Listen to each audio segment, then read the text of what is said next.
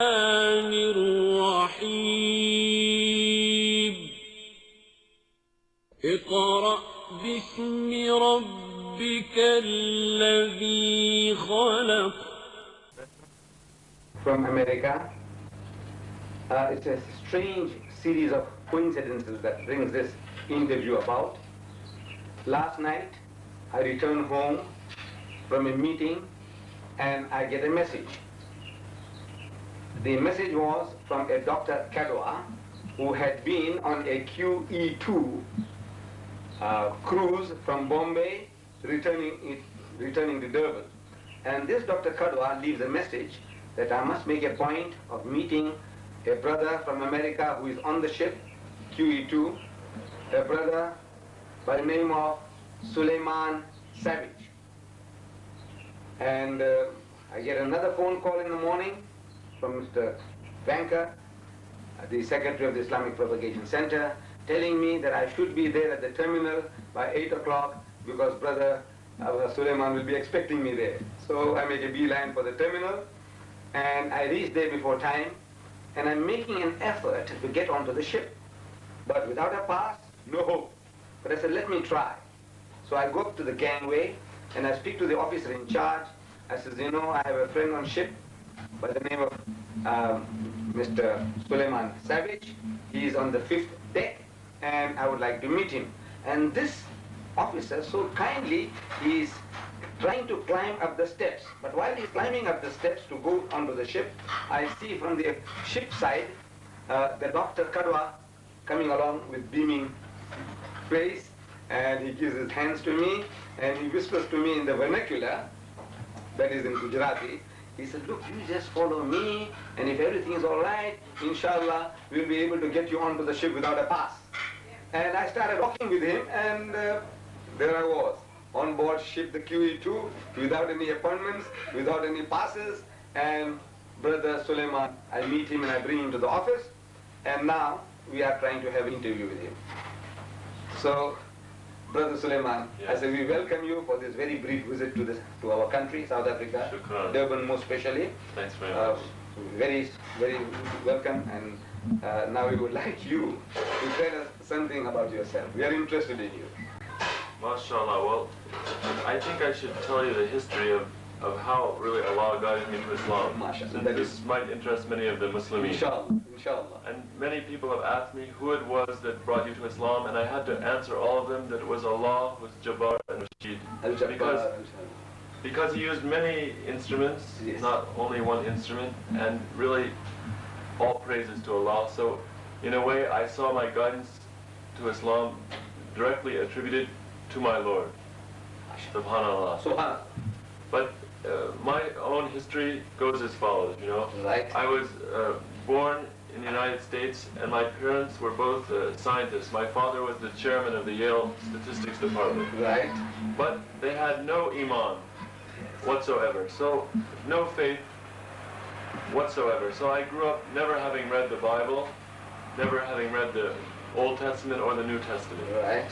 And at the age of about 5 years old, you see, my father told me very clearly, at 5 or 6 years old, he made it clear to me that there's no God, there's no akhirah, or no life that goes on forever. And even, for example, Santa Claus is among the myths that people have created to entertain themselves. Right. But that I should believe strictly in science and in business and be a serious person. So based on this famous hadith that Muhammad ﷺ said that every child is born in Islam, born Muslim, born submitted to reality, but it's the father or the mother that influence it one way or the other. I, of course, was influenced. Right.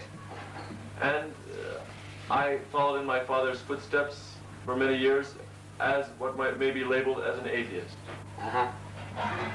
But at the age of about 15, during the time of the East-West Pakistani conflict, I was watching a lot of television, and I was starting to become more idealistic, right. As young men sometimes do. Right. One of my cousins was a very active Marxist in the United States, yes. Doing a lot of organizing and this sort of thing, he was a very unusual American, and also I was listening to what he had to say. So one day I entered my father's office at Yale, and I spoke to him, And I said, my father, I must agree with you. There is no Allah, and there is no life that goes on forever. There's no life after death. But you know, the point is, you must spend your wealth, you must spend your money, and make the whole world as paradise should be. You must spend your wealth and make the whole world like Jannat al-Naim. And my father answered me, and he said, if the people want to work, if those who don't have anything want to work, they may work. So don't put this responsibility on me. And I answered my father, and I said, yes, it may be true that some are lazy, some of the people in the world who have nothing are lazy and aren't working for it, but others are in such a position where it's impossible for them to have an opportunity. And it's your responsibility to make the opportunity for them, since you've structured, you and those like you, have structured society in such a way that some have absolutely no opportunity to improve their condition. And my father said, the way you're talking to me, it's a Marxist type of conversation. Right. Maybe you are contaminated with communism. Exactly. Yes. And he told me, and I said to him, I said, well, I said, the people who think like you in the world and the people who think like me, they're struggling this very moment with the Kalashnikov Russian assault rifle and the M16. Right. And I said, also between you and I, there's conflict. Right. And he said, but why then do you eat my food in my house? You are a hypocrite. You are a munafiq. Because you think like this, yet you eat my food. And I said, yes. I said, you're correct. Right. He said, you must leave my house immediately. At the age of 15? Yes, at the age of 15. Hello. So I began to live in the houses of other young American people who were in general influenced by Marxism. Right. And I stayed in this condition for almost 4 years. Yes. After 1 year of being away from my father, however, I did return for a rather interesting experience, because I tried to make a personal peace with him. Right. Right. Leaving politics aside, Right. as my father, Right. I still had emotional feelings. We owe Yes. so much, yes.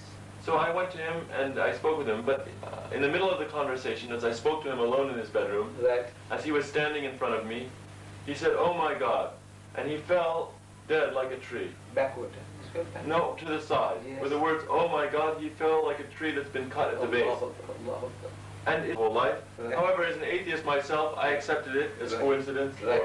or Right. a natural course of Some events. habits. Yes, Or perhaps a something. habit. Yes. Anyway, after 4 or 5 years as a Marxist, I was 19, approaching my 20th birthday. Yes. And I was at a gathering, at actually what might be described in the West as a party, at the house of one black American friend named Homer Fleetwood. He had been a Vietnam veteran, Yes. and he was somewhat politically aware. Yes. And at this party, we were drinking, of course, scotch and whiskey, beer, whatever was available. Right. And at the party, I was able to meet. I began a conversation with one African gentleman. Now, this was in Boston, Massachusetts. So there were many foreign students at the house. There were many people from different places, and one of the men at the party was from Senegal, from Dakar. He was dressed in a suit, Yes. and he was clean shaven. Right. And it turned out later that actually his father's name was Omar, his mother's name was Aisha, but he had been given an African name of Right. Injaga Sise. So I Injaga. Injaga Sise. So I did, Maybe it has some meaning. in his language it means cat, like Assad in Arabic. It means lion or cat, like the name Assad in Arabic. Right. Right. But I didn't make any association that he would be Muslim or anything to this effect. Right. And he looked very European in appearance. Right. And as it turned out, You mean in his in clothing? his clothing and his appearance, Right. he seemed very European. Yes. And as it turned out, he had actually studied Marxist theory and political science at the Sorbonne in Paris for 6 years before I had met him.